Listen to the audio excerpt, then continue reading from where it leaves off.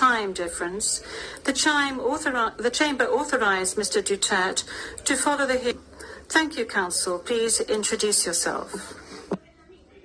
Your Honors, I am Salvador C. Medjaldea, counsel for Rodrigo Roa. Yeah.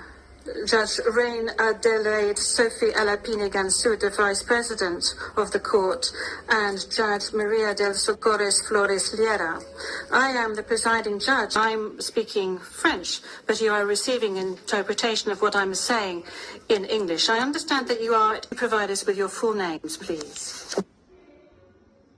Young Rodrigo Roa Duterte.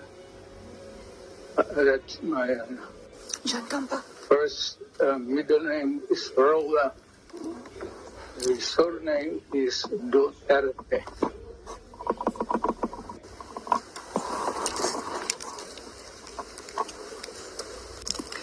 Merci.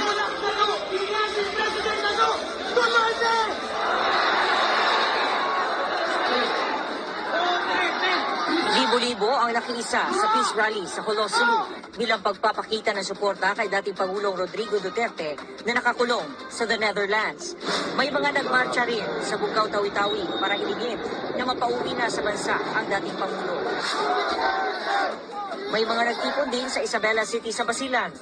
Gayon din sa Zamboanga del Sur kung saan nagpailaw ng mga flashlight at nag-alay pa ng kanta. Gabi-gabi rin ang prayer rally sa Davao City. Patuloy nilang pinapanawagan na maiuwi na sa Pilipinas ang dating Pangulo. May mga Duterte supporters ding nagprotesta sa Iligan City at nagsunog pa ng ilang larawan ni Pangulong Bong sa Mandaue City sa Cebu. Daan-daan ang dumalo sa candlelighting at interfaith prayer para ipanalangin ang dating Pangulo. All government authority received news. Ako si John D. Esteban ng JN.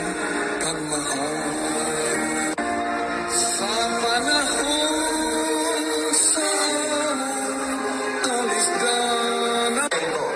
dating presidente ng Pilipinas, napakaraming nagawa sa Pilipinas.